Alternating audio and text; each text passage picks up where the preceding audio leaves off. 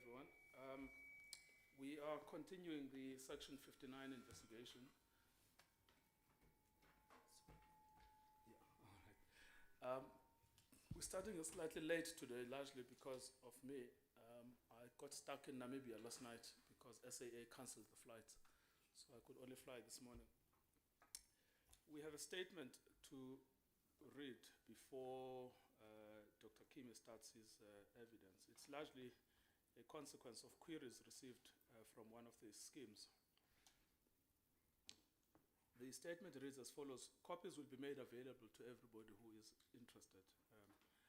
The panel will be hearing the evidence from the expert that is appointed by the panel, Dr. Zaid Kimi. Dr. Kimi has submitted a detailed report to the panel. A copy of his report will not be made available today until the medical schemes and the administrators have had an opportunity to comment. My understanding is that he will be using a PowerPoint presentation for his evidence today. We received correspondence from Discovery Health on 12 November 2019 regarding Dr. Kimi's testimony.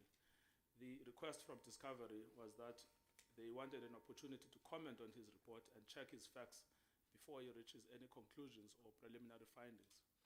We considered the request and decided against it. It is in the interest of fairness and transparency that Dr. Kimi should be allowed to present his evidence on the basis of the process that he and the panel and the relevant administrators and the schemes have followed so far. Most importantly, the relevant administrators and schemes will have an opportunity to comment or challenge the findings and evidence reached by Dr. Kimi when they make their presentations and give their evidence sometime early next year. The panel will make available to Discovery Health, to GEMS, to MedScheme, a complete copy of the report of Dr. Kimi containing his reasons and findings, as well as other modes and data set relevant to each scheme and administrator. This will give the schemes and administrators a full and fair opportunity to comment. They will also have access to the transcript of today's hearing, which will accompany the PowerPoint presentation.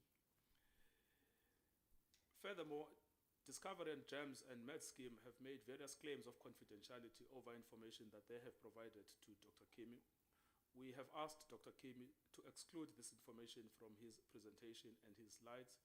We are accordingly respecting the request for confidentiality in this session, but we will in due course engage Discovery, GEMS and MedScheme regarding this information so that the transparency of this investigation is not compromised. Finally, we do not want this investigation to be delayed.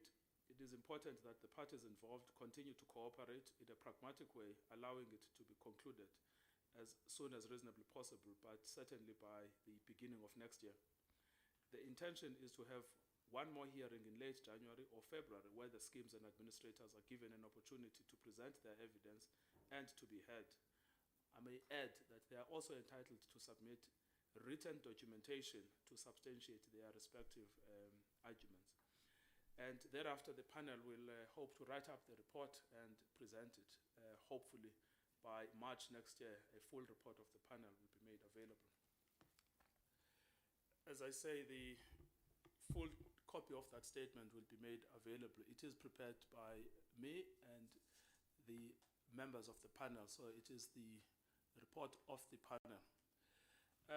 Dr. Kimi, I should start by taking your oath. Are you happy with the oath or do you want an affirmation? Affirmation, all right. Will you then say after me, I and your full names? I, Zaid Kimi, solemnly affirm that the evidence that I shall give shall be the truth, the whole truth, and nothing but the truth. Thank you. Can we just start with getting to understand who you are? Because you are coming as an expert and also an investigator, but I think to substantiate your expertise, we have a brief CV here, but just tell us. Oh yes, page 34.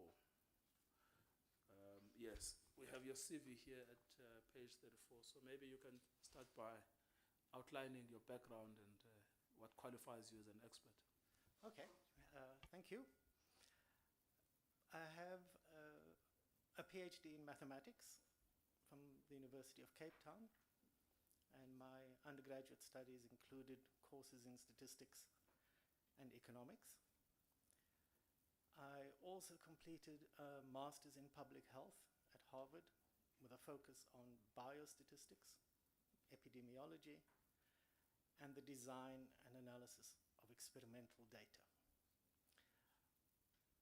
Professionally, I've worked as a statistician at the Council for Scientific and Industrial Research for about 6 years. I've also worked in the social research sector as a researcher, focusing again mainly on the analysis of quantitative data. And yes, I think that, I hope, sums up my professional background. What is your area of expertise? Statistics, statistical modeling, mathematical modeling, and the analysis of data, particularly survey data. And have you produced reports before that are similar, done investigations that are similar?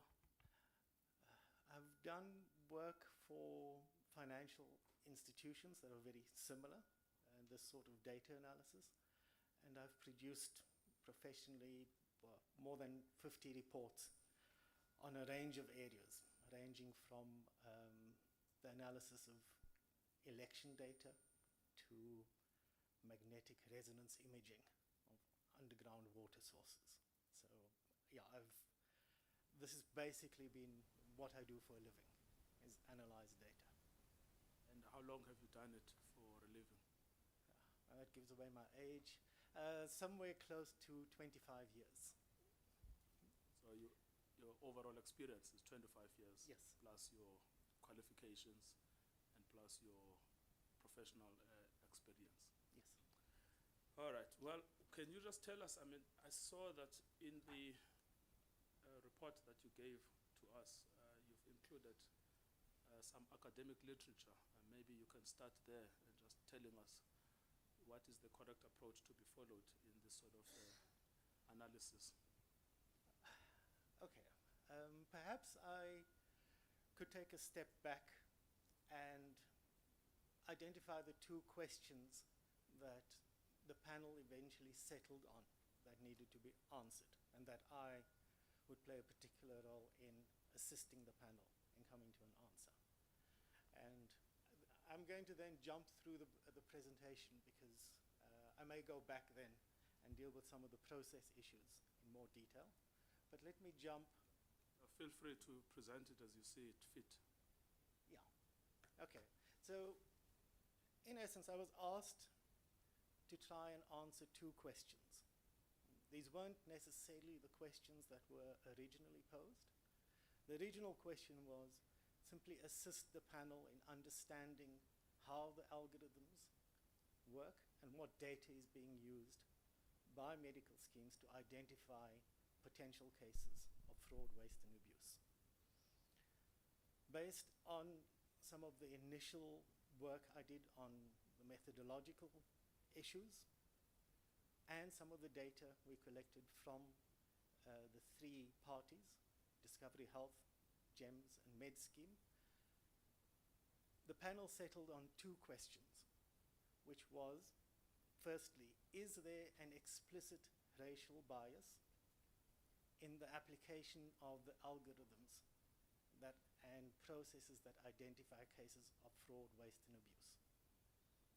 And this I understood as, in the application and design of these methods, is there a clear and evident link between the race of the provider and the manner in which the algorithm is implemented?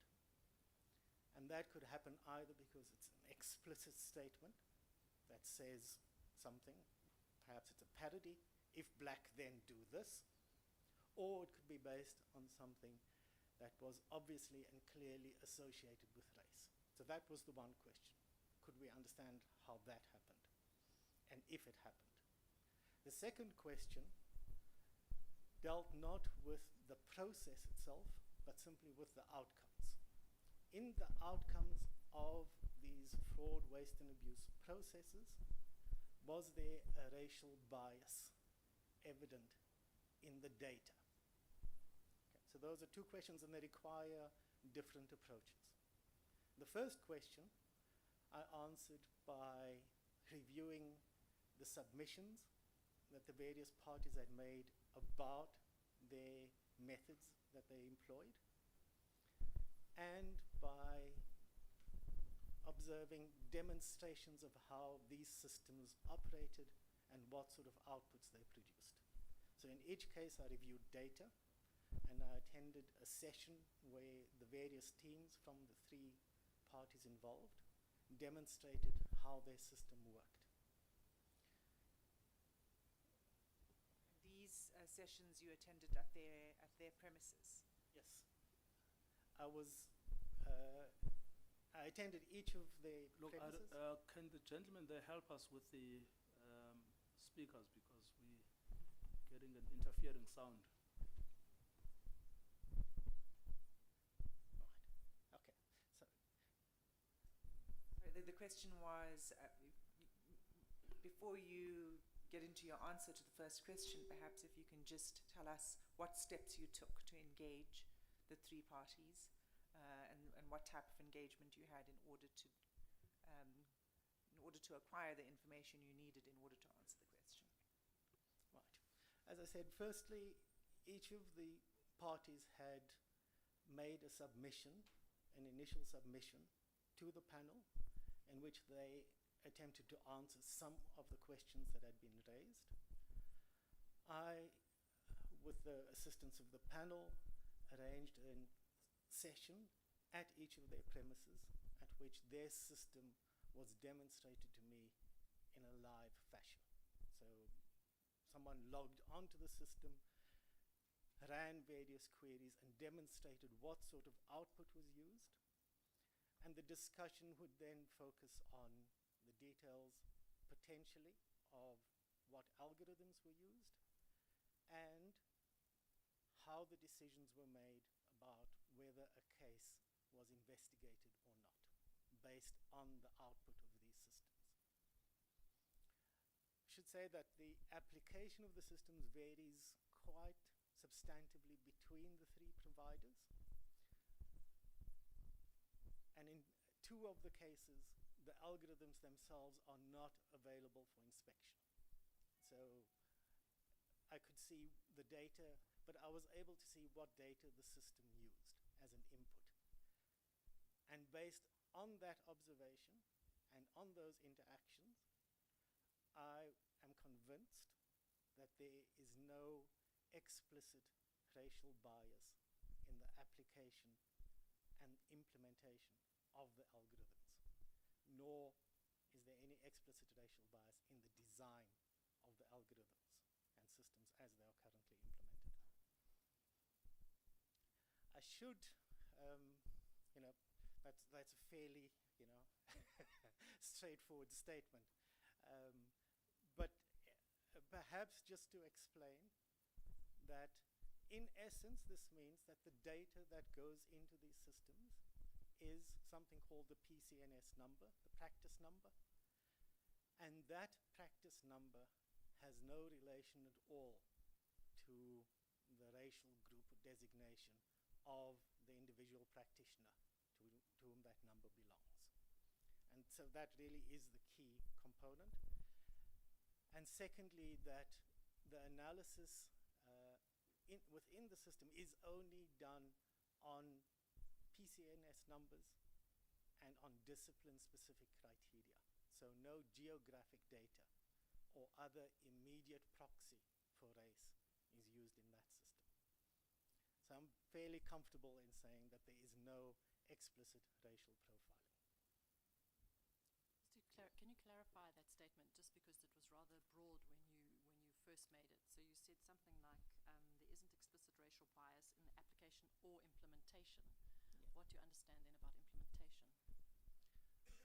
Okay, so the design of the system doesn't include any racial data. And let me then qualify. When I say explicit, I'm saying that there is no indicator or variable that identifies whether a provider is black or not black.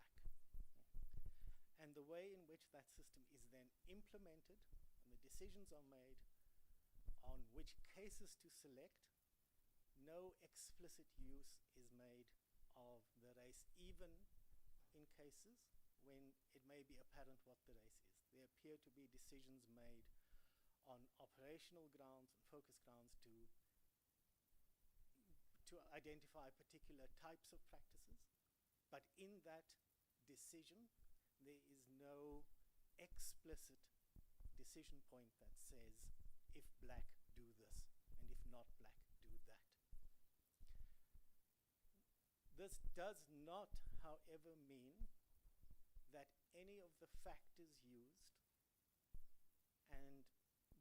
and the manner in which they are implemented are, to use a phrase, race blind. That's an entirely different question. That question is one of outcomes rather than process. Still want to just deal with the first conclusion, and if you could just take us through the process that you followed before you came to those conclusions and the evidence that you analyzed. Okay, all right. So as I said, the first bit of evidence was the description of the systems provided by each of the parties, and they were relatively detailed about what the system did and how it did it, even in cases where the precise details were proprietary, so where it was black box, in a sense, that people would put claims data in and receive an output, a score, a risk score. There was some description of what factors were used, and there was a statement that only the data in the claims line, the number of the provider, the identification number of the patient, the code that was used, the value, the date, that was the only data used in the operation of the system. During the interviews with each of the parties, I then observed how the system operated and what outputs were produced. And it seemed clear to me that the description that was given was accurate, that there wasn't a point at which someone turned off the system and did something funny and then turned it back on again. Right? So the system only used claim lines data in the generation of its output. And I was able to see that demonstrated by each of the parties.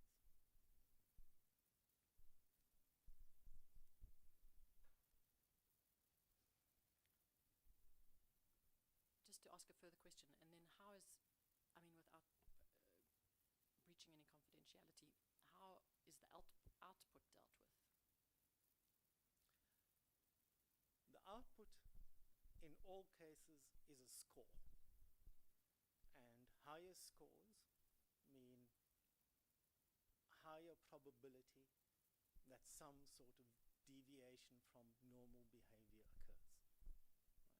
So the standard operation of these systems is to choose a bunch of factors, usually specific to a discipline, to identify what the normal behavior is within that discipline, and then to score the behavior of each provider relative to that normal score.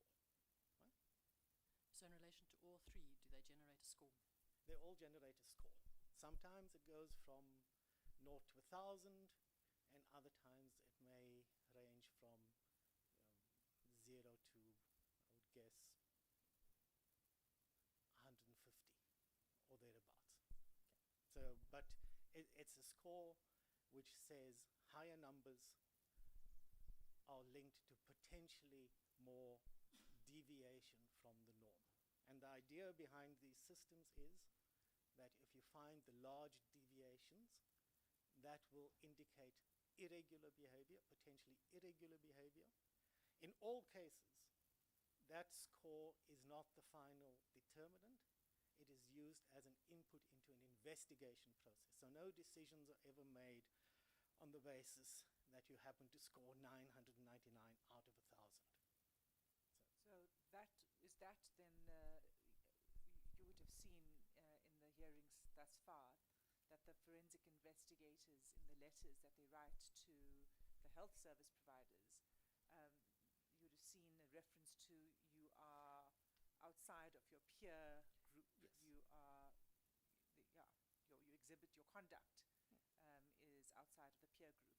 So that would be the peer group, and the reference to the peer group Yes. is what you are referring to Yes. as where the risk, that's the risk score. Yeah. Okay, so, to take a simple example, if your general practitioners use a particular code 20% of the time, and one group of general practitioners uses that code 90% of the time, if the system is designed to identify that as a potential source of fraud, waste, and abuse, the providers who use that code at those higher rates have higher risk scores.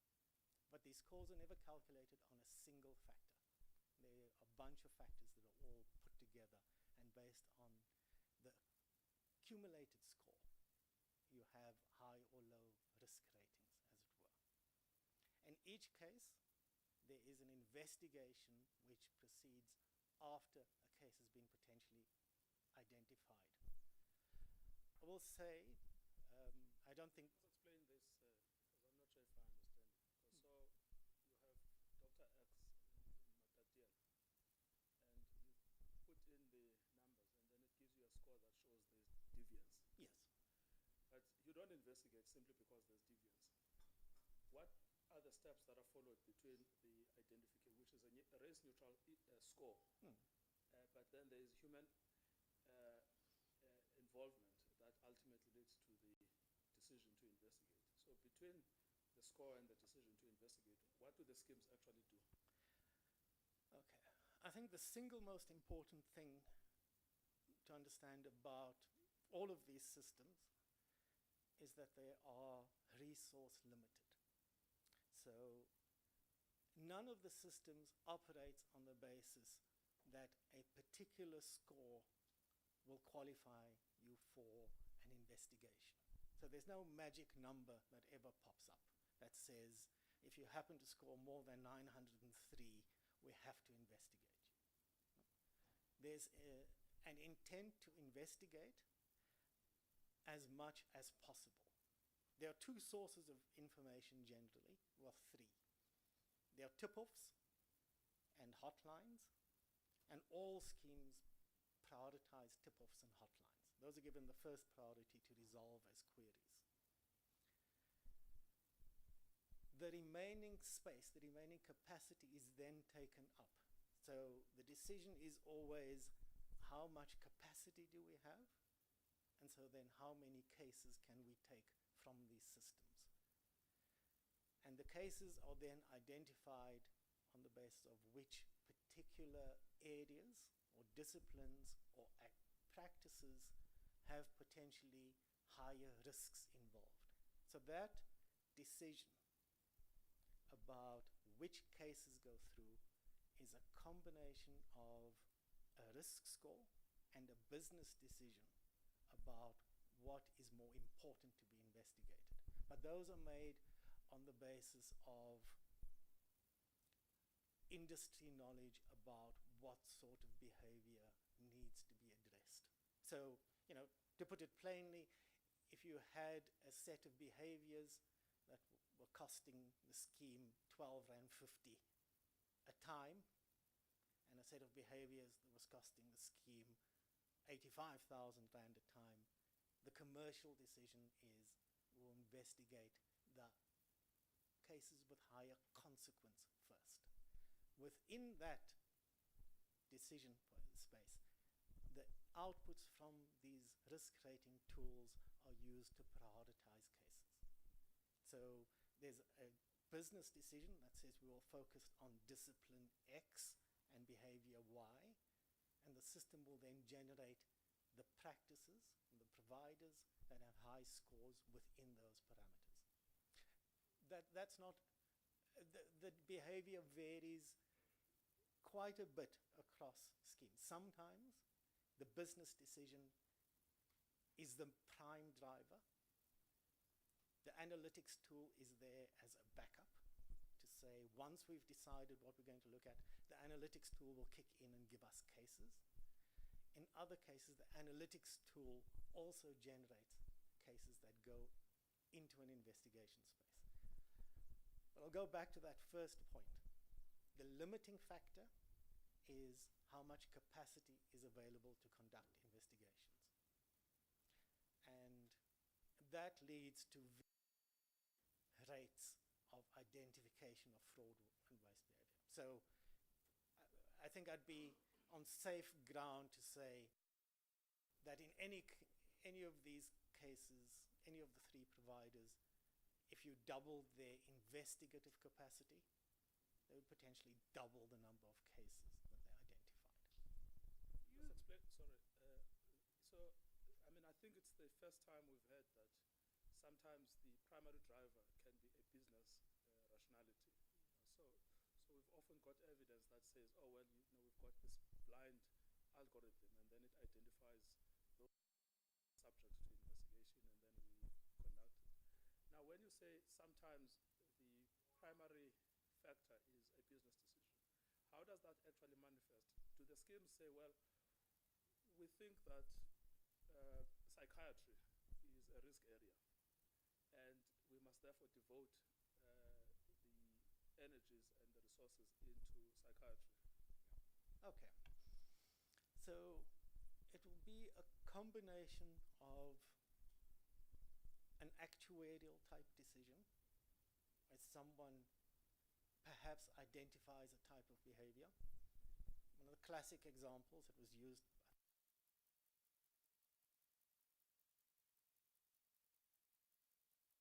some respiratory disease. You know, the normal hospitalization pattern is 1 day for a certain proportion of people. Suddenly,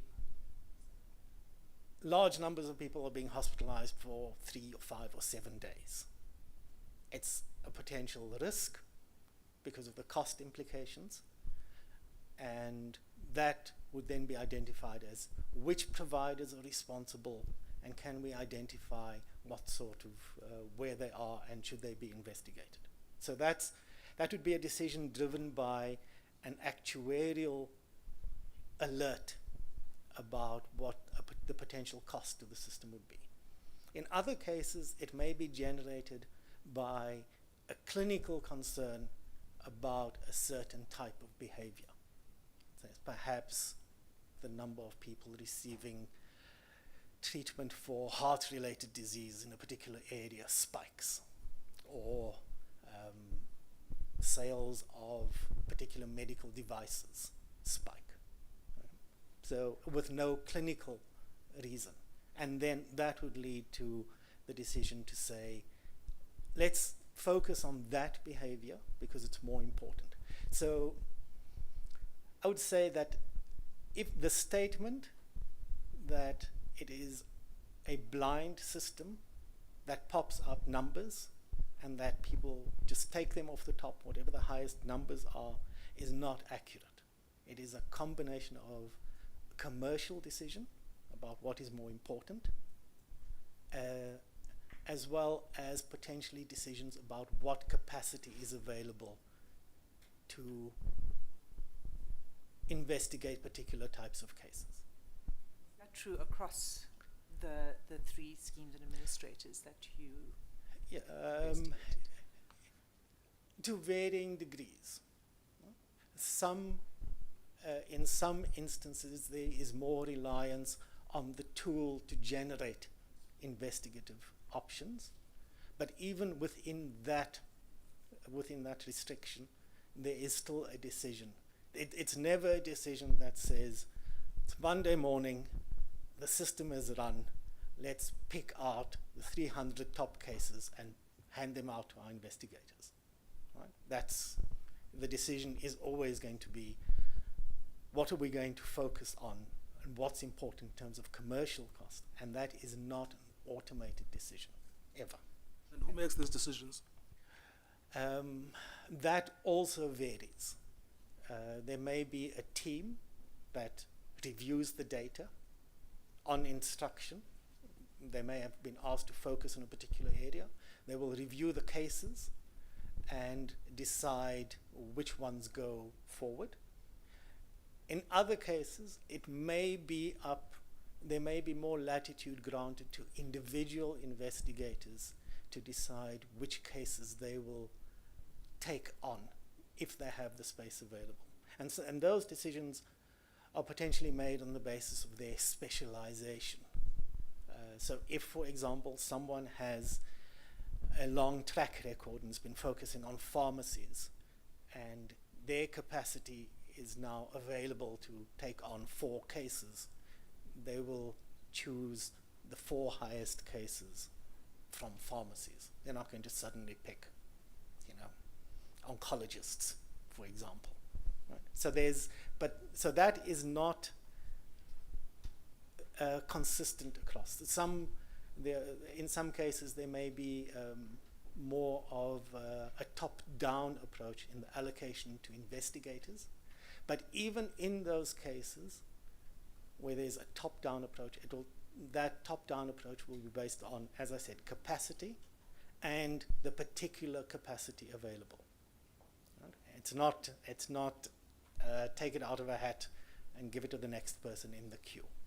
There is some business sense behind it. I'll ask you a question about, it's a double-barrel question about tip-offs and hotlines. Of the number of FW investigations that take place, what percentage of that is made up by tip-off and hotline reports? And the second question is related to that. What you've just described as the decision-making that goes into which cases to investigate, does that also apply to the tip-offs and the hotline complaints? Okay, so it varies by the scheme, but I would say somewhere around 50% would be a good guess for the number that comes through via tip-offs and hotlines. In some cases, there's a business decision that all such cases must be investigated within a set period of time. So that would be that's a sort of obligation, an internal process obligation. But those cases will receive priority, so they will all be investigated. Tip-offs and the operation of the analytic systems aren't, hermetically sealed off from each other, though. Clearly, if a tip-off is received about a particular practice, and then a second, and then a third tip-off, it would be derelict of the administrator not to look at the totality of that provider and see if there was a pattern. But all of the tip-offs and hotlines are investigated because they're given priority. Where you say, look, sometimes there's a business decision taken and the forensic investigators are instructed to focus on an area. Where is that business decision taken? I'm not sure how the decision is taken across all schemes. I've focused my discussion in detail with only one of the schemes, but that would be a case where a risk committee would meet, would be guided by the actuarial input that would say, here is a potential risk. According to our calculations, this set of claims should be 3%, then now 3.5%. If it's left unchecked, it may have very serious consequences. So, potentially this could involve millions of rands. So let's look at what's happening there in particular. Is there something that analytics can tell us about where those cases are? And that may then feed into an investigative process to identify where those cases occur. And is that the team scenario you're talking about, where a team makes a decision? Yes. Okay. also, just to be clear, you're speaking about schemes and administrators. Could you just clarify the 3 schemes and administrators you are talking about, and just going forward, how you're going to speak about them? Okay. So, to save myself some time, Discovery Health is an administrator, and it has various schemes that it operates, Discovery in particular. Med Scheme is a scheme administrator. It has various medical aids, Polmed, I think, Bonitas, etc. GEMS is the exception because it is a medical aid. So when I refer to GEMS as an administrator, that's not precise. GEMS have subcontracted or contracted Metropolitan Health to run their analytics. So Metropolitan Health actually runs the data and does the identification and acts on instruction from a GEMS forum, which will say, look at this or identify that or give us more information or tell us who the top 30 providers are who have exhibited this particular type of behavior. You know, where are these hospitals that are admitting people with bronchitis for 4 days at significantly higher rates than we would have expected clinically? Okay, and so something may be happening. Tell us who those providers are, and let's then find a solution to the problem. Okay, the solution may involve an investigation. It may involve a rewriting of the rules, you know, as a sort of heavy-handed approach. You know, the particular scheme you're on is no longer going to hospitalize you for more than 1 day for bronchitis. But that's, I would say, an extreme approach. Often it's finding out exactly where the problem is and stopping it would be the approach.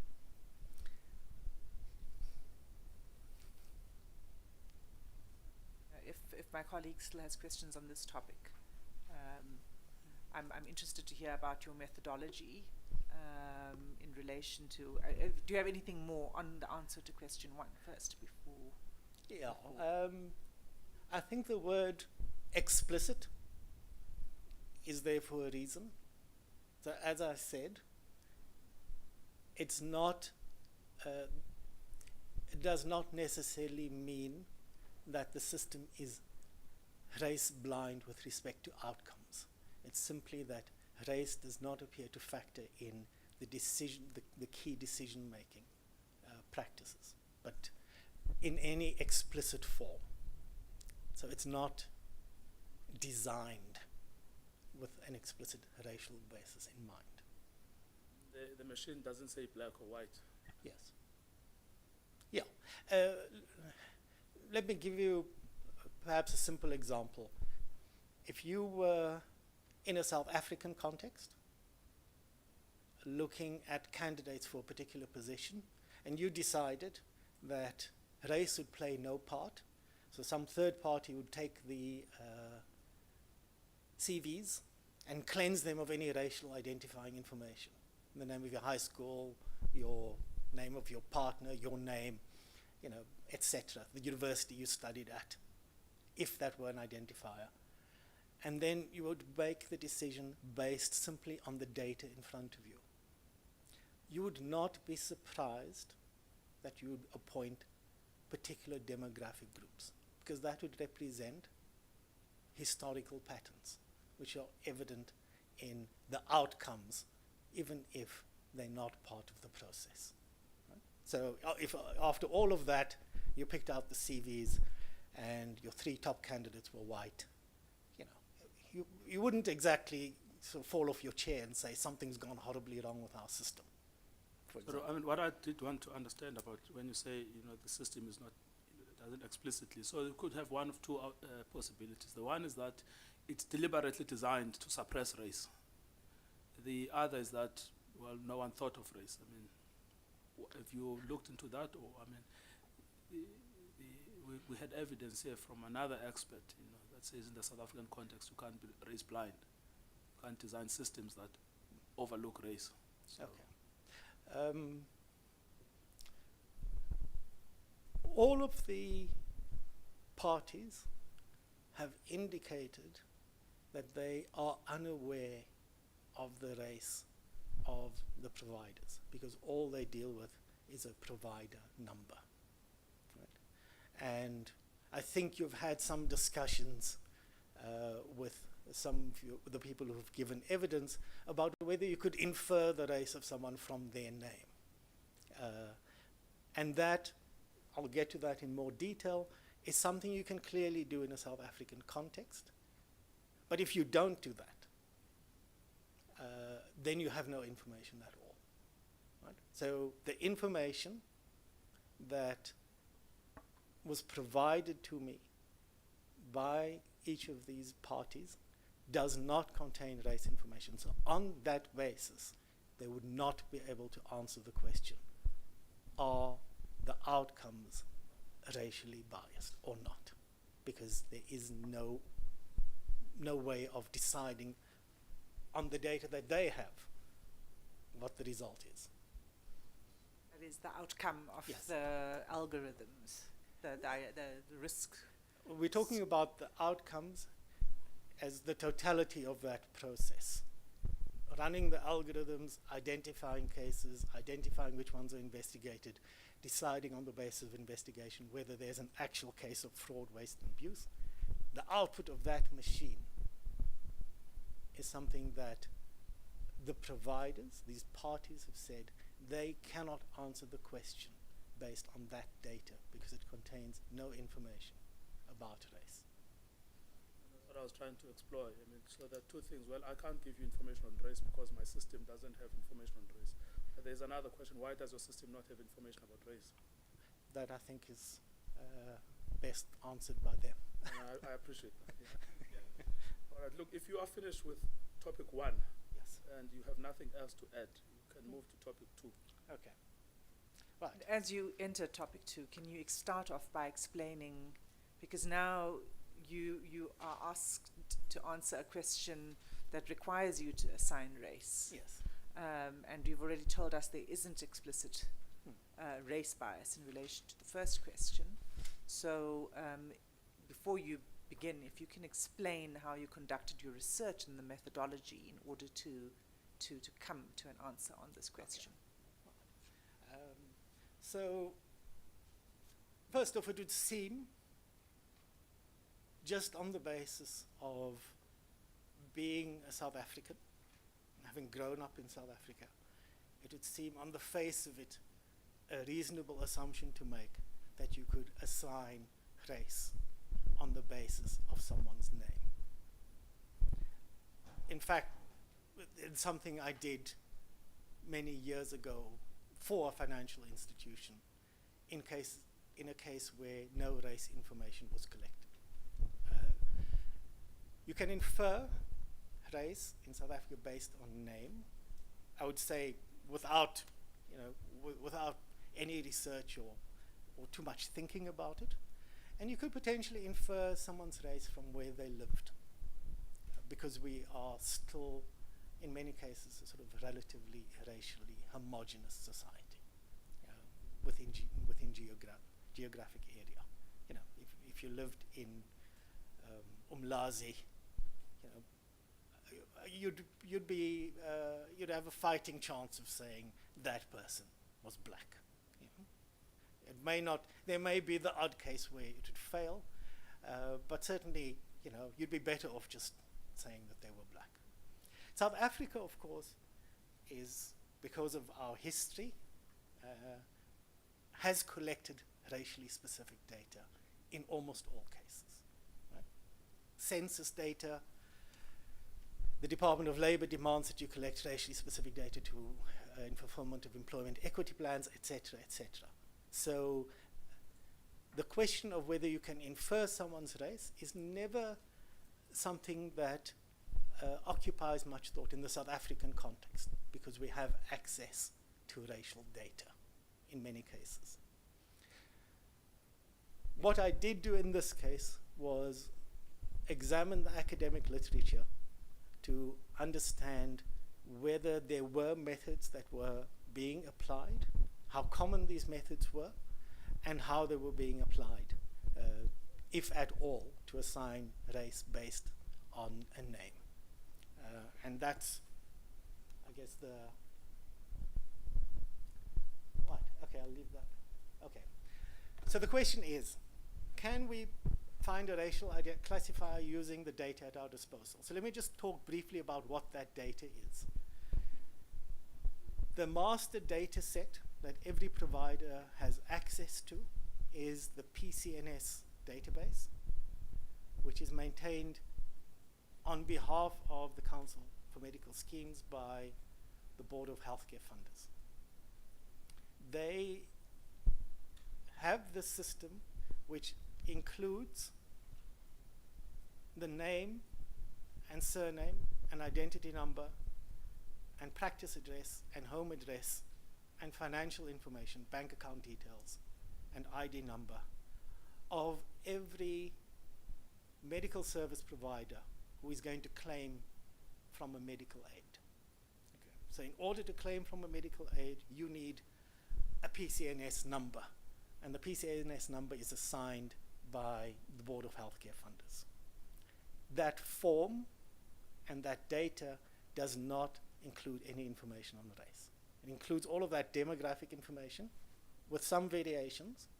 I mean, it's not a perfect database. And it contains a code that will indicate what your discipline is and what your sub-discipline is, if appropriate. So your discipline is whether you're a GP, and if you're a specialist, whether you're an oncologist or cardiologist, etc. So that information is in the system. And there's no information on race. There are two numbers involved. There's a practice number and a personal provider number. And the way the system, at least currently operates, is that every provider has their own personal number. And sometimes it's the same as the number of your practice, if you're a sole practitioner. And sometimes if you're the first partner, it's the practice number is your number. But every individual has their own number. It is true that some individuals have two numbers or more because they run multiple practices. And sometimes there are glitches in the system. But generally we can say, if you're a provider, you have a unique identifier. And that's what the medical aids will use to identify you when they process the data on their system. So they see just the provider number as a claim, and they can infer that additional demographic data afterwards, your name, surname, etc. The name and surname, you'd think would be an obvious thing to have, but in many cases that information is not there. And that's particularly the case for pharmacists who register the practice under a name, so that potentially some historical behavior, and opticians. The system also has a flag to show whether you're active or not. So whether you're actually allowed to claim or whether your practice number has been duplicated. Okay, so that's the PCNS database. So you're saying surnames? Surnames, yes. Let me keep track of where I'm going. Okay, so the question is, can we use surnames to classify by race? If we look at international practice, the answer is yes. It's a fairly common procedure in cases where there is no racially specific data. Right? Ideally, of course, you would ask people to self-identify, but in many data sets, particularly in countries other than South Africa, people do not have an additional self-identification. Okay, so the paper I'm going to use, it's one of the first ones that pops up. It's Fiskella and Fremont, and it's a review paper, so it's useful in the sense that it lists many other sources, and it looks at the use of geocoding and surname analysis to estimate race and ethnicity, particularly in a health environment. And as it turns out, I've removed the follow-up references from this paragraph because, they list multiple papers, which then list multiple papers, as as you would do if you were doing a literature survey on this space. The US Census Bureau has for more than 50 years been running a Hispanic name database to assign race to Hispanic people in the United States, pretty successfully. It's a sort of, I guess, the shining example of how these systems work. Right? And it's proved to be more than 90% accurate. So 90% of the time they can classify someone as Hispanic based on their surname, and if that's followed up with a personal identification and someone specifies what the actual self-identified ethnicity is, they're right 90% of the time. But they are, what it's useful for, and it's been used to identify Arabic, South Asian, and Southeast Asian populations. And what they all have in common is that if you look at their names, they are not anglicized or Europeanized. You know, Pong, P-H-O-N, Po, or Giap, those are not English names. And the idea is that when these populations have distinctive naming practices and they are relatively homogeneous, then you have a decent chance of inferring race based on the use of that surname. And so there are multiple examples in the literature where we're using either Chinese or South Asian. There are a couple of examples in the UK that use Indian, Pakistani names. There are a couple of studies in the US that use Arabic names for particular populations. In Minnesota, there's a large Arabic population, for example. So people have constructed databases of these names, which can then be used to infer race, but simply by saying as a simple lookup. You know, if your name is Hassim, chances are that you have South Asian descent. You know, and off you go. If your name is Williams, not. Right? Williams, even if you, and I do happen to know many Williamses who are not white, you're not going to be able to use Williams to say whether someone is black or white. Ngcukaitobi should be fairly straightforward. Right? The question is, that's a heuristic that I can do, but there's a lot of names. So how are we going to do it for this particular purpose would be the question to ask. You know, there's some data about how accurate these systems are, more than 90% accurate.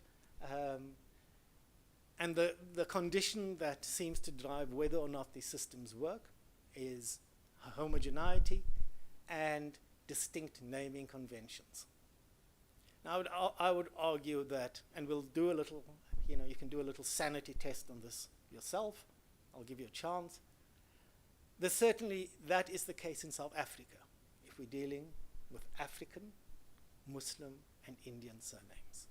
They are fairly distinctive. There are other groups in which you wouldn't have much of a fighting chance of deciding whether someone were black or not, according to our existing classification schemes.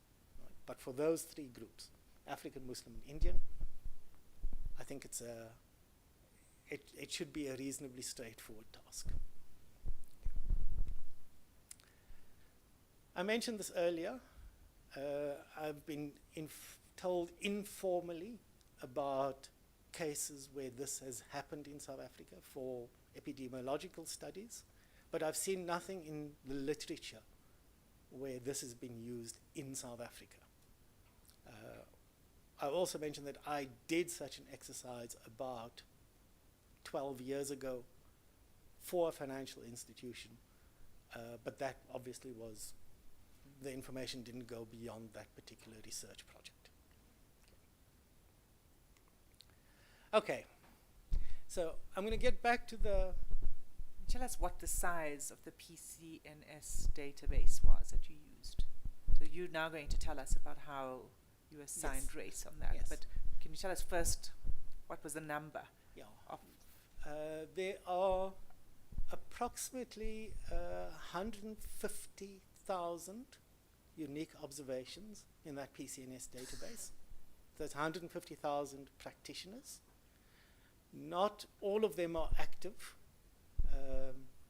And I think if I looked at the active list, I think it was about 77,000 who were active between 2012 and 2019. Right, so in any particular year, the number of active practitioners can vary as people register on the system.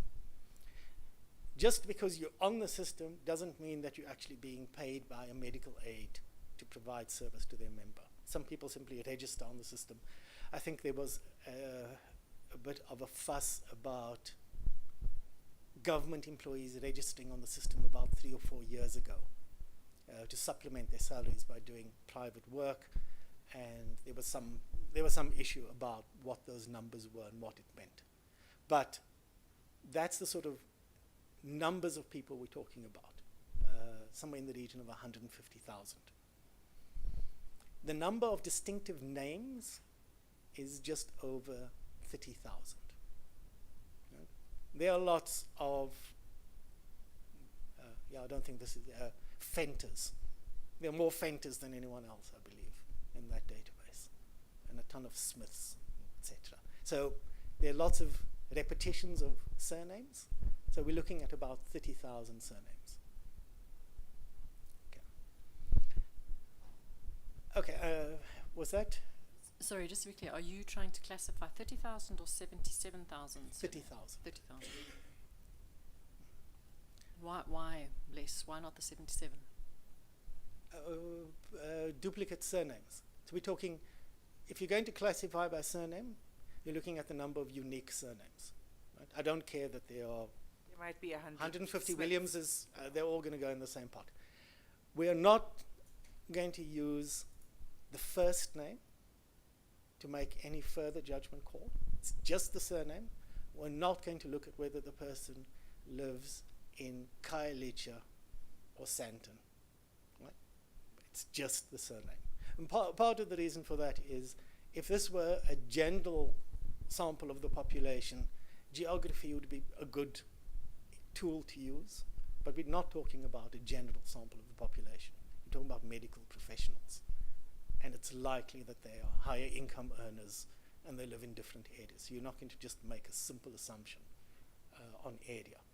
So that's, we may use it, as I'll talk about later, as a sort of sanity check, but for the moment, it's simply surname and 30,000 of them. Okay, so before I get into the methodology of it, let's go back to the question we're asking. We're asking about racially biased outcomes. And what that means is we're talking about different rates at which events occur for black and not black populations. I'm going to use that phrase, not black, rather than white, because, you know, technically we don't know that people are white, but we do know that, I will argue, we do know that they're black or not black. Okay. Bear with me on that. Your black is Indian, Yes. African, Yeah. and Arabic. Yes. Yeah. Okay. And I'll get back to the point about I mean, it says here Arabic, but you mean Muslims. Muslim. Yes, Arabic-based surnames that have an Arabic origin, for example. I'll pick some out of a list later on. Mine's gone blank on that score. But, okay. That methodological issue, we're asking for a difference between black and not black.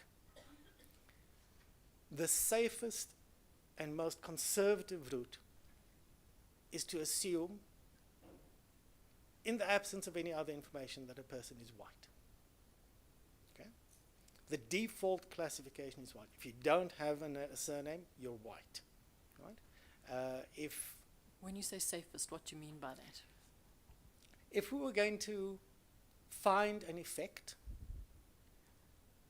we'd want to be absolutely sure, or as sure as possible, that we are not artificially finding an effect. And if we classify, so let's take an extreme version. I simply said that everyone is white. And then you asked me, is there a difference between white and black? And I could say, no, there's no difference, because everyone is white, right? Right. So the more people we classify as white, the less likely we are going to be to find an effect. The assumption we have is that if there's a difference, it's potentially going to be higher among black than white. So if we classify people as white, we will dilute that effect. So that... So on your part, you're being very cautious and conservative in your Yes. methodology. Yeah. So we are not going to say anyone is black based on any other information. If there's a glitch in the system and there's a PCNS number on a provider database that is not in the PCNS, it's, you know, it could be a timing issue, they're white. I don't have any information, they're white. Right? No name, they're white. So that means that I'm making it more difficult to find any effect, because I won't go into the details here, but we can, the non-differential classification. So if we're only deciding on the basis of names and we're defaulting to white, that will mean that we dilute the effect, the difference between black and white. And I'll get back maybe when we do one example of a table to show how that effect would work. Okay, so there are two approaches. One is a top-down and one is a bottom-up approach. And they have different levels of conservatism attached. So one way is to go and do a little search on the web and find databases of African names and Indian names and Arabic names. And these are fairly common. Clearly there are people out there with a lot of time on their hands, and they put together websites that contain Zulu clan names and the surnames associated with those clan names. And the list runs into hundreds and hundreds and hundreds of clan names. There have been academic studies published on Sotho clan names and the use of family names, etc., etc. Okay. So I've listed some of them there. So there are publicly available lists of African names. There are publicly available lists of Arabic names. And there are publicly available lists of Indian names. The Indian case is potentially interesting because the South African History Online contains a thesis published, I think in the 1950s, by someone who investigated the ships that brought over indentured laborers. And an extraordinary labor of love, someone typed out several thousands, I think it was up to 80,000 names, individual names and surnames, retyped them from the ship manifests, which carried Indian indentured laborers to South Africa. So that's quite useful because we just harvest those lists of surnames. Okay. So that's a top-down approach. It says, here's the PCNS data, I'm putting it to one side, I'm simply putting a list of names, and then using that set of names, I'm going to assign race to the PCNS database, and then we'll see we'll assign race then in further steps down to the data we receive from the parties involved, the three parties involved. Okay, 89,000 names in total, unique names. There are lots of duplicates of various lists. That list of names, that master list, is freely available. So I can, via the panel, make that list available. And anyone, if they wish, can then apply that set of names to the data at their disposal. Right.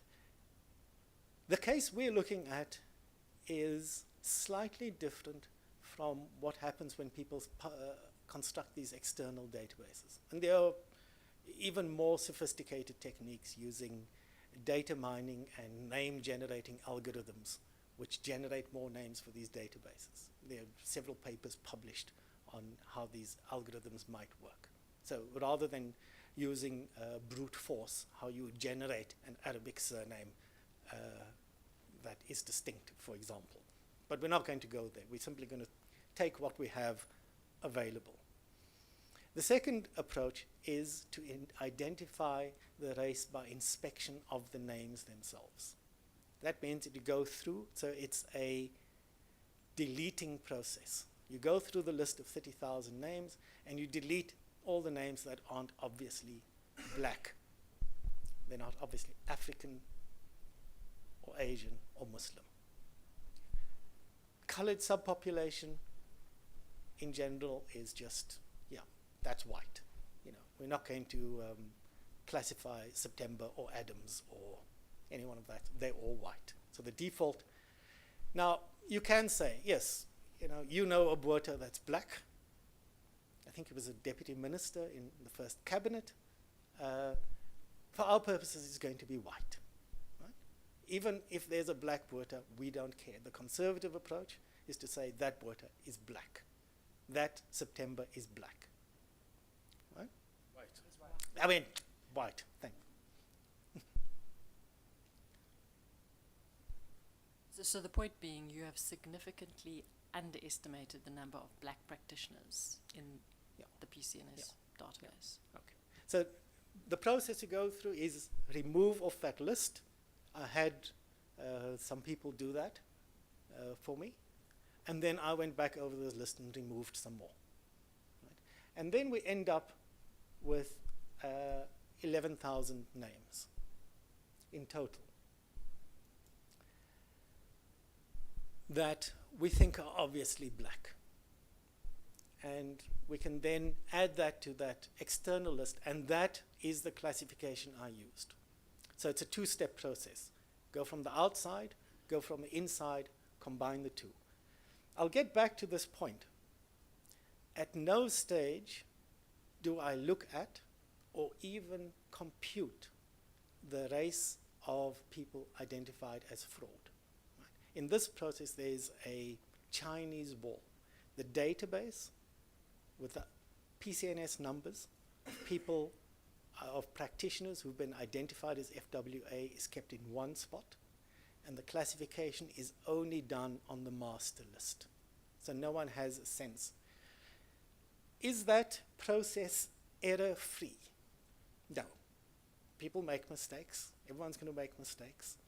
We're going to slip in the odd name that isn't black, but still slips onto the list.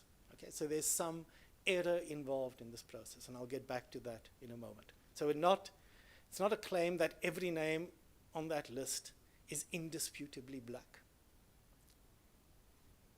But I'll talk a bit about how we deal with that issue. So we've had a final database of 98,000 names.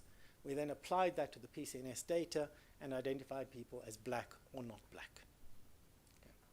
Okay. I think as it turned out, some 32.5% of practitioners were black by that classification. If we use the more conservative classification, I think we ended up with 16% black. My guess, my firm conviction is that that underestimates the proportion of black practitioners. That, a more sophisticated system, or through further iteration, we would improve the classification. But we have what we have for this one was not black. Right? So if there were two practice numbers, there's one case where someone married and they got a new practice number. They got a new name with the same practice number, and the new name wasn't the same as the old name. The old name was Zuma, and the new name was Botha. They were white. So all conflicts resolved on the basis of that default behavior. Right? If there's a problem, you're white. Not black. I should stop saying white. Okay. Sorry, would you mind just repeating the final results in terms of percentages? What numbers were black and not black? Of that PCNS database, I think it was 32.5%. But the PCNS database is not the important factor here. I'll talk a bit moment about what our universe actually is. Right? The PCNS database is simply the place where names live, and we expect that every provider with a PCNS number is on that list. And in fact, 99.9% of them are. There are some providers that are not on the list, and that, I believe, is just a timing issue. They may have been added to the list after I was given the data. You go on to conduct your analysis on those providers who are paid by Yes. the schemes. Yes. I'll talk in a bit more detail about that. Right. Okay, here's just, for your own edification. This, each time I do run the presentation, it generates a new list of names for me. This is a list of names from the PCNS database, and those are the ones classified black. You can run through that list, have a look, and you're going to find one or maybe two cases where you dispute the classification of every list of 100. I've run that process about 10 times, just as a sanity check. I should indicate that this is a sanity check to see what the error rate of that classification is. It's not a find names and then change your classification. Classification is done once. It's done. You could potentially go back and refine it, but I'm going to stick with what we got. This is just to check what sort of errors pop up. Okay. So actually I haven't, Khan, Moodley, Neeti,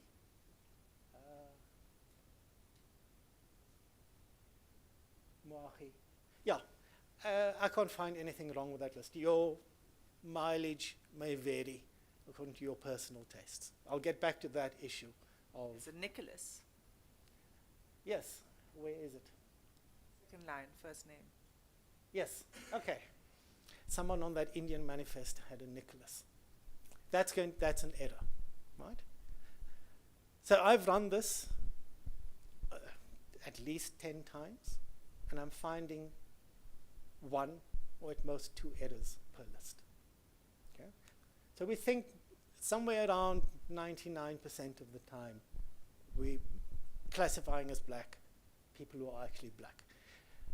This doesn't mean there is possibly a chance that Sabia on this list or Morimedi is in fact a young white woman in Ventersdorp.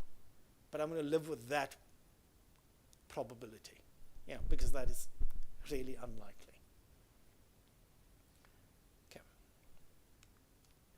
Okay, what are the potential pitfalls that we have to avoid? We have to avoid differential misclassification. Right? Differential misclassification happens when you cheat. And cheating in this case would be saying, the extreme example of cheating would be to say, let me look at the list of people who are identified as cases of fraud, classify that list, do some work on the others, but treat that as the main. You're then putting your thumb on the scale because you're classifying outcomes and not input. Right? If you make a mistake, it seems fairly obvious that your name within the parameters we're thinking about does not affect whether you have been identified as an FWA case or not. Like whether your name is Smith or Jones has nothing to do whether you've committed fraud or have been identified as an FWA case. There is potentially a relationship, we know, between whether your name is Smith or Mokwena. That's what we're thinking about. But within Smith and Jones, that's a non-differential classification error. And the same with Mokwena and Mofokeng. So when we say a name is black or white, when we're making that error, it's a non-differential classification error. We are not peeking at the result. and making a decision about whether you classified black or white.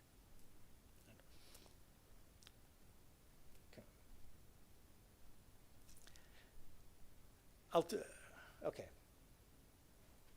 So then we have a classification. I believe that it's a reasonable proxy for race, and I'll talk a bit about how we can test whether the reasonableness of that proxy actually influences the results we find.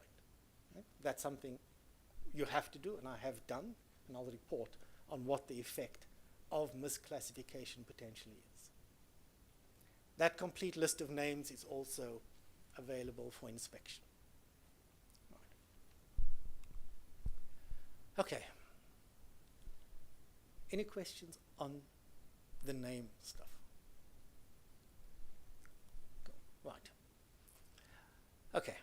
So the actual statistical tests I'm going to use come from two sources, both of which are considered essentially Bibles in their field. For categorical data analysis, Agresti, the second edition, and then for some of the inferential statistics, Rothman and Greenland's Modern Epidemiology. Yeah. Those are two very standard textbooks. The editions I have are slightly out of date, but nothing, the changes have happened at the margins rather than in the stuff that I'm going to be dealing with. Okay, the first thing I'm going to do is look at the combined data. There's data from Discovery Health, GEMS, and MedScheme for the period 2012, January 2012 through to June 2019. Okay. I will also make available the file I used to process the data. And there are a couple of things I want to say about that data that's not on this slide. One is that the data analysis was conducted in a program called R, which is the de facto standard data analysis package for statisticians. Right. If you were a working statistician 15 years ago, a proper working statistician, you used a program called SAS, which is a big multinational. And 15 years later, if you're a proper working statistician, you use R. Right? It's an open source package, and it's the sort of poster child for open source software, I would guess. Right. The data that's inputted that's provided by each of the schemes is imported in its original form as an Excel data sheet, and the code that's used to conduct that analysis is available. So I have never opened the file that contains the Excel data. I've left it untouched in the form in which it was provided to me. All the analysis, every step, every decision is documented.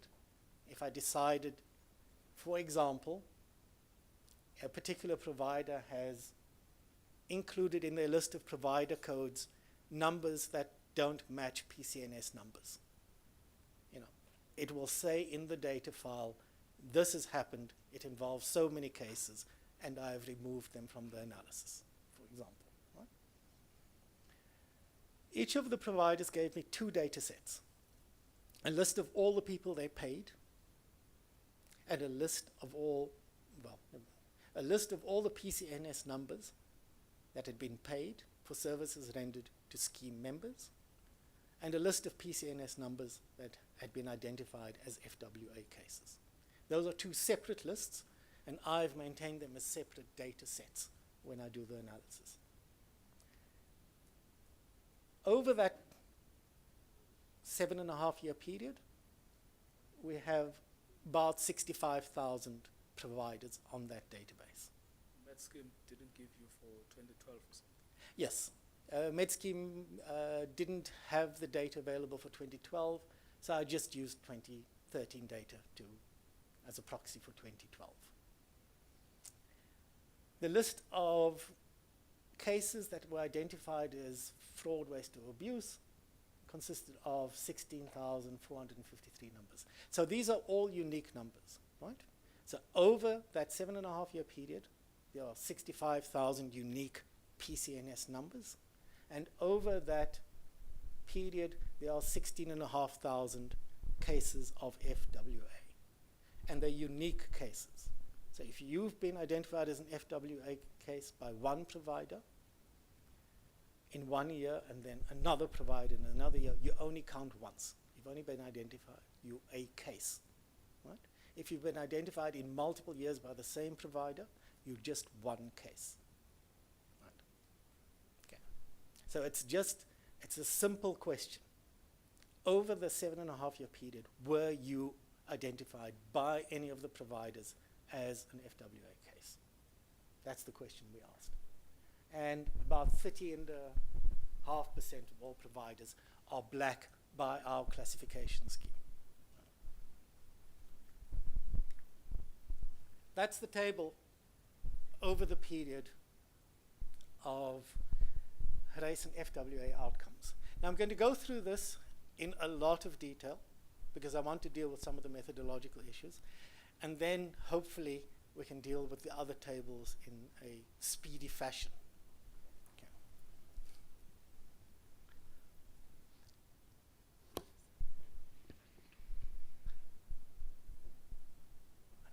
Okay, shall I? All right, so those are the numbers. The black, not black, is what we call the independent variable. It's what we've structured in the data set.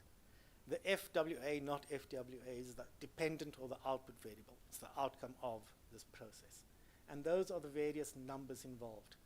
6,300 black, 13,500 black FWA, 13,500 not FWA, etc. That's your standard 2x2 table. We're going to use something called a risk rate. That's the proportion within black of people who have been identified as FWA. It's a simple calculation. You divide the 6,300 by the 19,903, and you get 31.7%. That's the risk if you were a black practitioner over the 7.5-year period that you'd be identified as FWA. And you can calculate. Yeah. You will explain to us the distinction and the difference between risk rate and risk ratio. Yes, that will come in a second. Okay, so the risk rate you can calculate for black, you can calculate for not black, and you can calculate for the population. So if you were looking at that, you'd say the risk rate for black is 31.7%, the risk rate for the not black group is 22.3%, and for the population is 25.2%. All good and well. That's just what the data says. Right? The statistic we're going to use to decide whether or not there's bias is something called a risk ratio. That's what happens when you divide one risk rate by the other risk rate. So in this case, we're dividing 31.7 by 22.3. That gives us a number of 1.42. That's the risk ratio. And that tells us how much more likely you are to be an FWA case if you're black than if you're not black.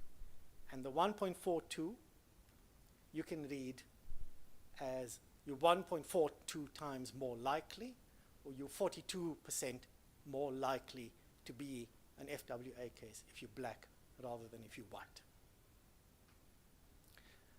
So that's just with the numbers. And now the table I've put in row percentage so you can see the details of all the calculations. So we have a risk ratio. The risk ratio, does it tell us if there's bias? No, it doesn't. It tells us that potentially something's happening in the table, but we can't decide based on a risk ratio if something has gone, as if something unusual has happened. It's just a number at this point, right? Right.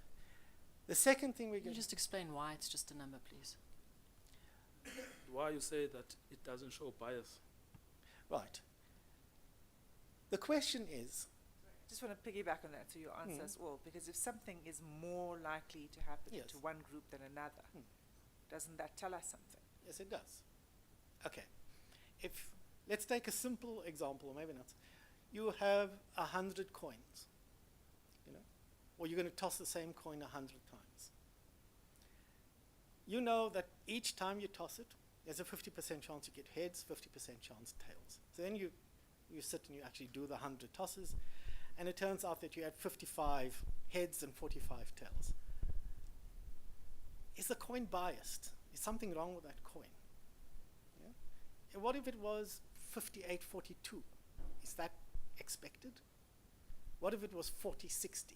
Is that unusual? At what point do you start to say, this is just way out of line, something's wrong? I should not be getting, let's assume that you tossed that coin 100 times and you got 99 tails. At that point you'd say, this is egregious, something has gone wrong, someone's playing the fool. The actual statistical probability that you would get 99 heads if you tossed the coin 100 times, you can think of it as you could do that once a second, every second, since the start of the universe,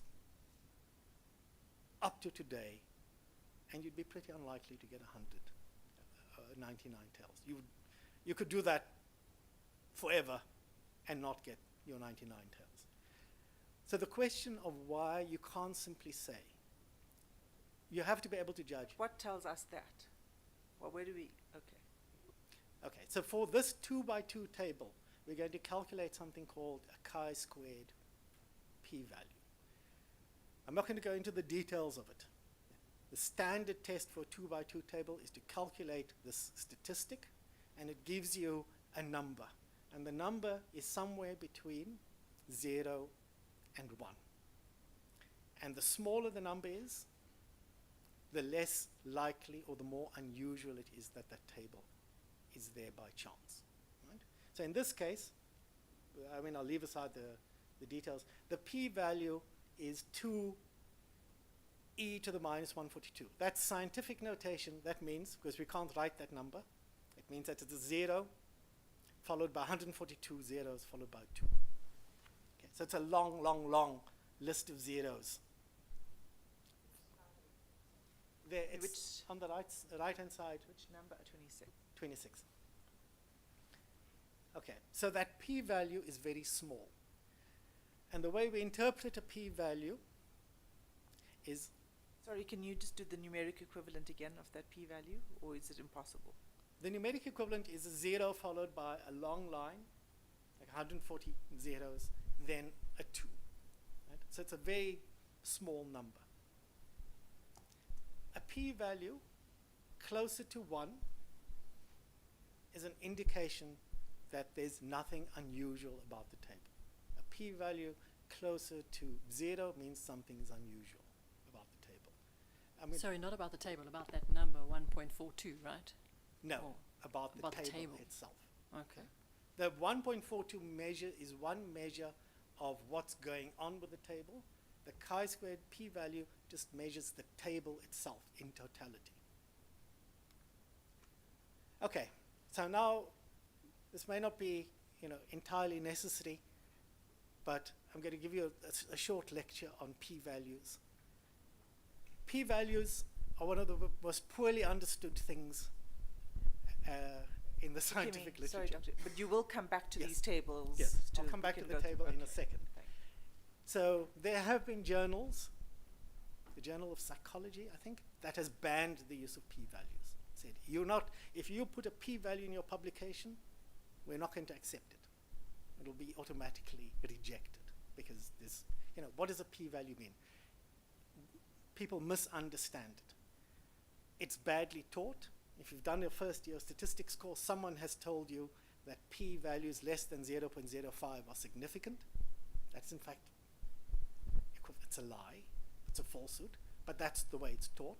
And so people will automatically apply a cutoff of 0.05 and go around waving their hands and saying, this is significant, this is not significant. It doesn't mean that. The technical definition of a p-value is the probability that the table that you see has occurred under the assumption, the null hypothesis assumption, And the null hypothesis is the assumption of innocence, as you, that in this table, black and white and not black populations have the same risk of being FWA cases. So our baseline assumption is that there is no difference between the black and not black populations. If we assume that that is true and we see the data, the p-value tells us what the probability is that that data has occurred given that assumption. So whether it's unlikely or not. Okay? So here's some sense of scale, so you can put those numbers into some practical use. If you have a number followed by 10 zeros, that's the number of stars in the Milky Way. 1 followed by 13 zeros is how big our solar system is. 1 followed by 17 zeros is the age in seconds of the universe. 1 followed by 22 zeros is the number of stars in the observable universe. And 1 followed by 80 zeros is the total number of particles in the universe, right? So just so you can get a sense, 1 followed by 142 zeros is proportionally about twice the number of particles in the universe. It's a very, very small number. You can think of it this way. It's approximately the same chance that you went out and you bought yourself a puzzle of 100 pieces, and you took it home, and you gave it a good shake, and then you flung it up in the air, and all of the pieces landed perfectly into a made-up puzzle. It's that sort of likelihood. So the likelihood that this table has occurred in a population where there is no relationship between black and not black in FWA is, for all practical purposes, 0. It's impossible. So it rejects the null hypothesis. Yes. There is a relationship in this case.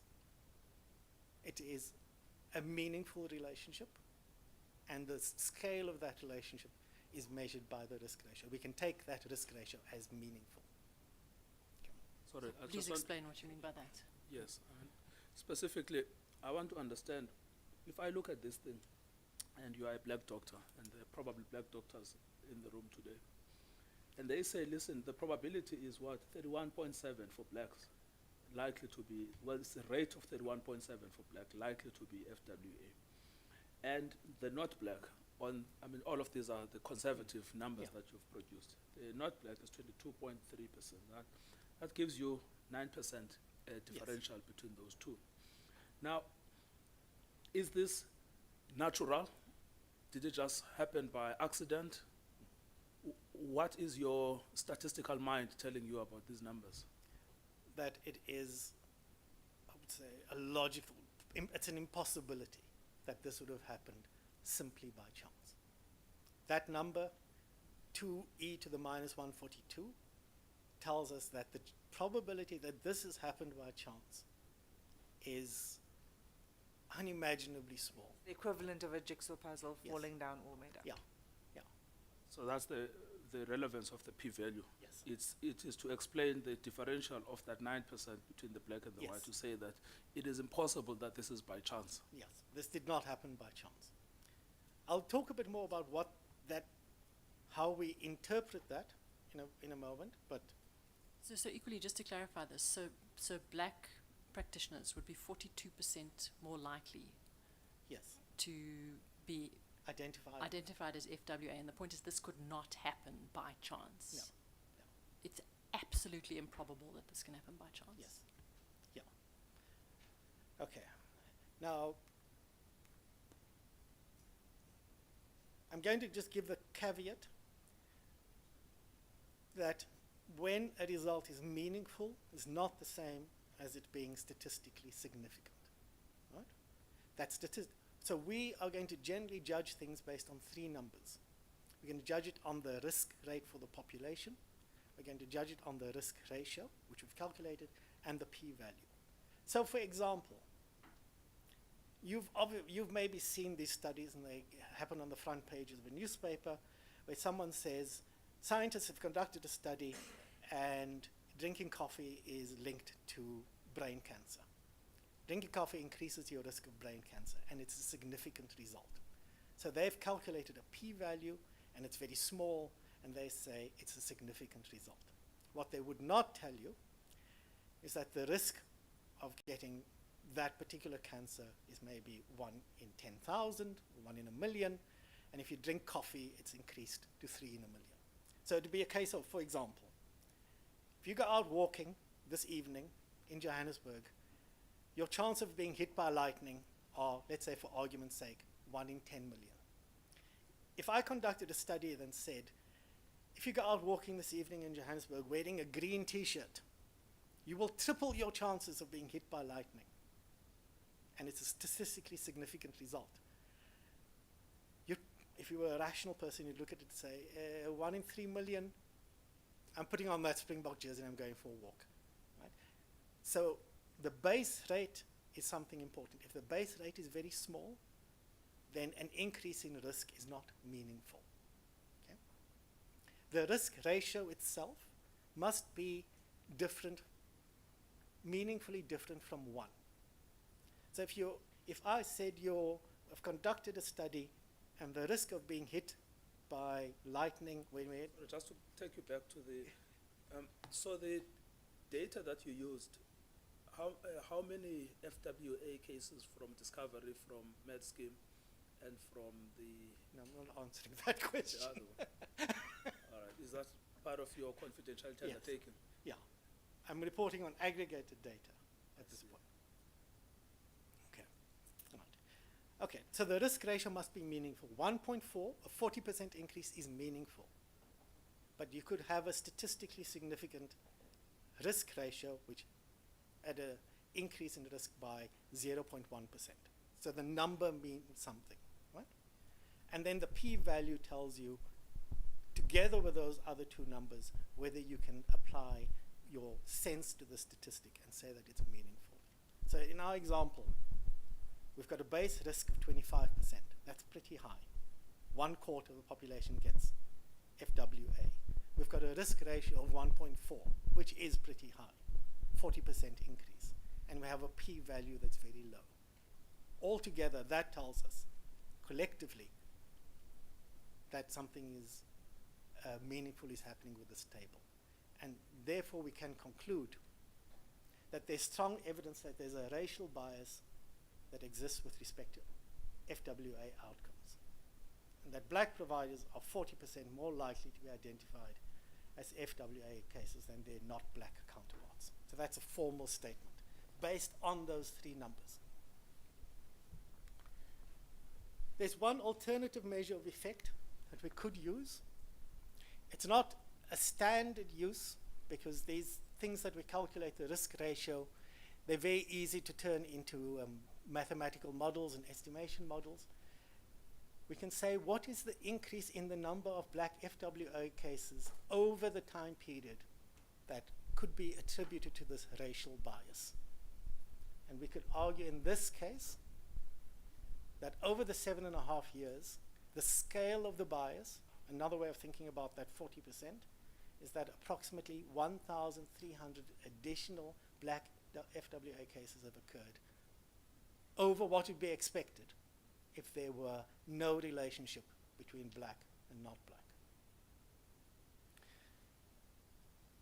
What I did, just to demonstrate how this would work, is I created a new race variable called... Sorry, before you go there, just because you're moving quite fast, where does this alternative measure of effect come from? It's a calculation. Essentially, what you do in this case is you'd say the base population rate is 25%. Right?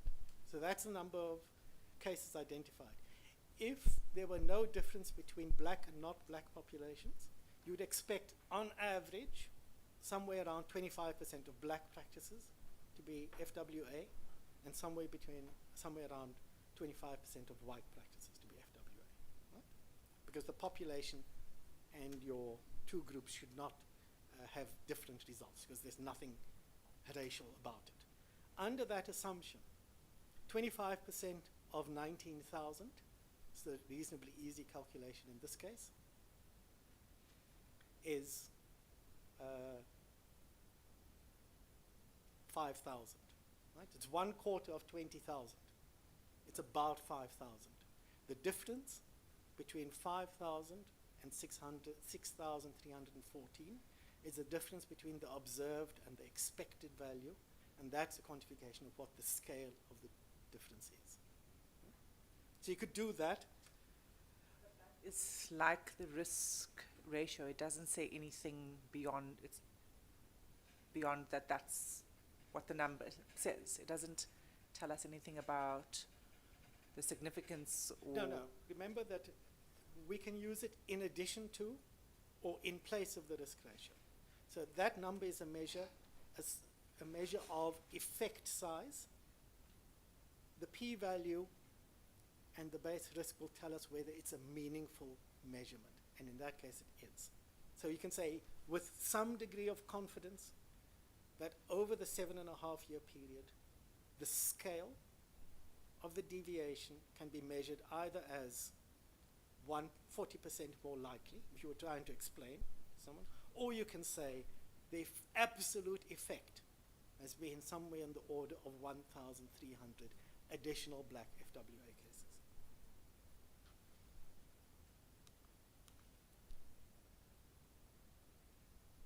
Okay, this is just like an Can additional. you just tell me why the white, the non-black is actually 3% lower than the base risk? Okay, because this is just a balancing of numbers. Right? In order to get the base risk, you take the average of the two, the weighted average. So one has to be low, one has to be high. Okay. The basic, in these tables, once you've got the total sorted, you pick one number and the rest are forced. Right? It's a 1 degree of freedom on a table. But you don't have to, I would ignore that statement actually. So I'm not quite sure I understand the significance of this slide still. So what? Or are you getting there? This slide, Yeah. Sorry, the slide I'm on, which, not that one, sorry, I'm on looking at a different, the alternative measure of effect. yes. Yes. Okay. It's the same thing. It comes it's to the same exactly thing. the same So it's a check that you've done on for Yes. yourself. So if you were to say there's a racial bias in FWA outcomes, and that racial bias is extremely unlikely to have occurred by chance. So we think that there's some mechanism behind it. I'll talk a bit more about what that means, because at this point we're saying there is a clear correlation between the two. Right? In Yes, order I mean, I do want to just come back to these two conclusions. So the one conclusion being that we've got 42% Yeah. greater chance of a black person being identified for FWA. And the other being that the differential of 9%, it is Yeah. impossible that that occurred as a Yeah. consequence of some accident. You know. Now, I accept that from a statistical analysis you've done the exercise. I suppose it's a point related to Ms. Williams' argument, which is, have you then checked what is the explanation for the 9% differential and the 42% likelihood of being an FWA? Yeah. I think that is a different question. The question of why that has occurred. What statistically I can report on is a correlation between two things, being black and being FWA. How that mechanism has worked is something that... I mean, you can report on the third one as well, which is that it is improbable that this Yes. occurred as a result of sort of neutral factors or chance. Yeah. there is something happening.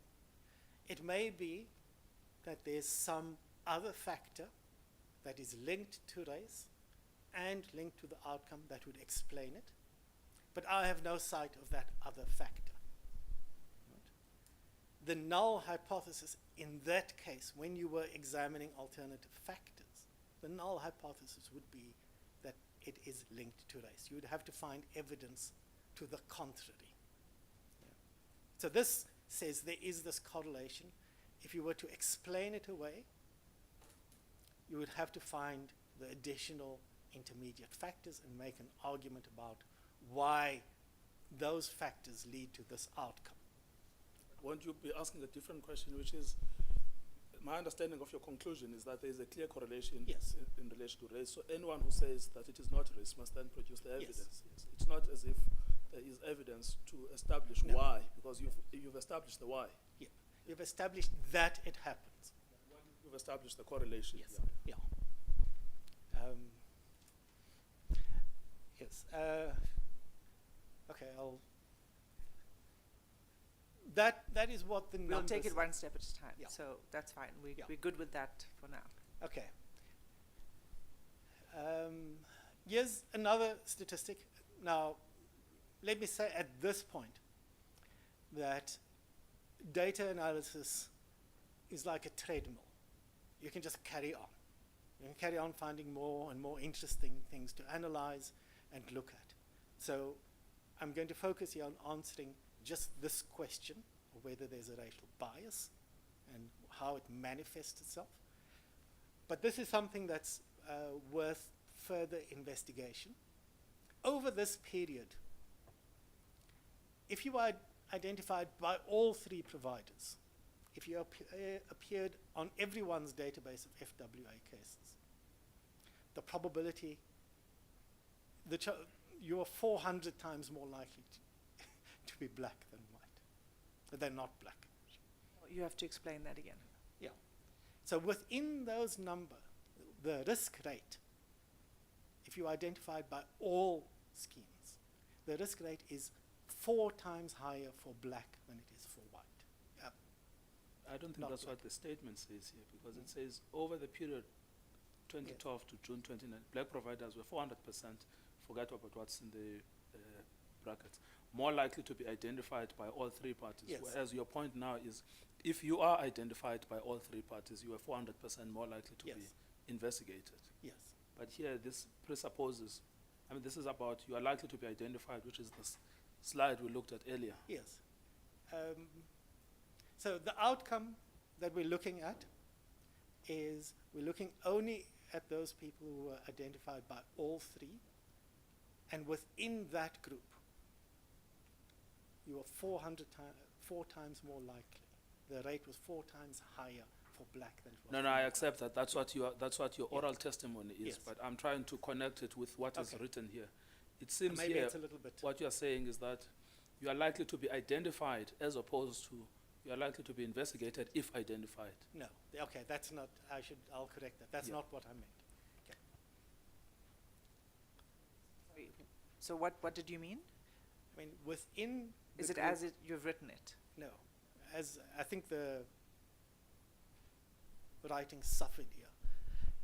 Within the group that have been identified by all three, there are 800 such cases, I believe, 618 cases. The risk that you are identified by all three is 4 times higher than if you're black than not black. So it turns out in this case that, I think more than close to 70% of all of those cases are black, that were identified by all three providers. It's a very severe deviation from what you would expect. You have a chance of survival if you are white, despite being identified by all three. That's your point. If you are not non-black, as you call it. Yes. Yeah. Okay. Just practically, can you please correct that slide Yes. so that we're sure to circulate the correct version? Okay. So this is what I talked about earlier on. I think we should probably take a break. It's 5 minutes to 1, Okay. and then I'm sure you will still continue maybe for another hour when you return. I don't know how long you still have to. Yeah, I would say maybe about an hour, depending how. All right. Okay. Well, then it's appropriate then to adjourn now, and then to continue at 5 to 2. Yes. All right. Thank you. The panel will adjourn until 5 to 2.